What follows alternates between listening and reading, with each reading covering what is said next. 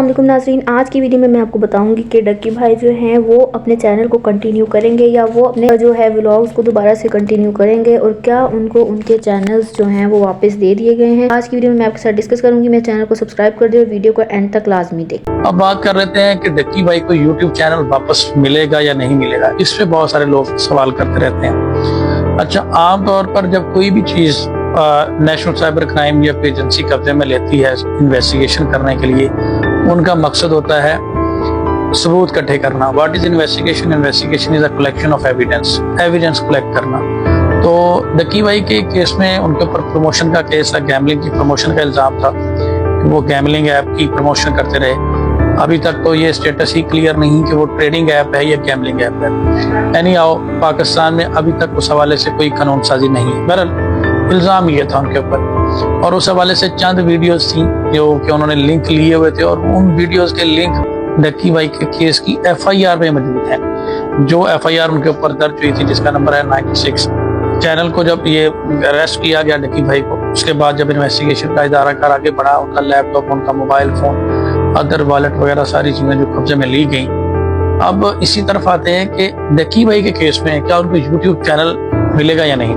तो इस पे बात करते हैं कि डक्की भाई के केस में काफी ज्यादा चांसेस हैं कि उनको यूट्यूब चैनल मिल जाएगा। 90% चांसेस में मिल जाएगा कानून के। इसके पीछे सारी रीज़न यही है। अब मैं आपको वीडियो दिखाऊंगी कि डक्की भाई जो हैं वो अभी से व्लॉग्स जो हैं वो क्यों कंटिन्यू नहीं कर रहे। तो मैं आपको ये वीडियोस जो है वो शो करती हूँ, उससे आपको सारी डिटेल्स जो है मिल जाएंगी।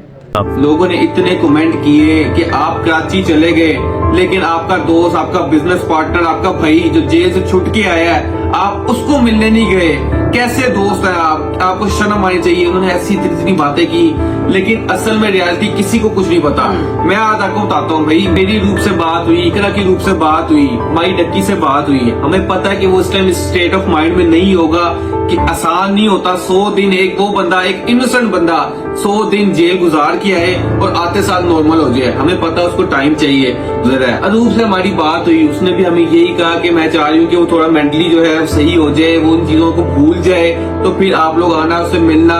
मेरे ख्याल से अभी वो किसी से मिलना नहीं चाह रहा, वो अकेला रहना चाह रहा है। तो उसने इस तरह तुम्हें भी चीजें यही बहुत बात। मेरी जब अरूप से बात हुई, जैसे ही डक्की भाई की बेल हुई, मेरी अरूप से बात हो रही थी। हम लोग फौरन मिलने के लिए जाना चाह रहे थे, लेकिन उसने यही कहा और हमें भी यही मुनासिब लगा। इन वीडियोस को देखकर आपको अंदाजा तो हो गया होगा कि डक्की भाई जो हैं वो अपने चैनल को अभी कंटिन्यू नहीं कर रहे, क्योंकि वो कुछ देर के लिए अभी अकेले रहना चाहते हैं और वो व्लॉगिंग को भी कंटिन्यू नहीं कर रहे। बाकी 9 दिसंबर को जो है कोर्ट ये फैसला कर देगी कि डक्की भाई को उनके चैनल्स वापस दिए जाएंगे कि नहीं दिए जाएंगे। बाकी उम्मीद तो ये है कि डक्की भाई के हक में ही फैसला होगा, और जैसे ही डक्की भाई जो है अपनी सिचुएशन में दोबारा फिर से आते हैं तो वो जो है अपनी व्लॉगिंग दोबारा से कंटिन्यू करेंगे और उनकी मुश्किलात जो हैं वो दोबारा फिर से जो है आसान हो जाएंगी। जब तक जो है कोर्ट अपना फैसला नहीं बताते तब तक डक्की भाई किसी भी चीज़ का फैसला नहीं ले सकते। लेकिन ये चीज़ तो कही जा सकती है कि डक्की भाई को उनके चैनल्स जो हैं वो वापस मिल जाएंगे और वो फिर से जो है अपनी व्लॉगिंग को जो है वो स्टार्ट करेंगे।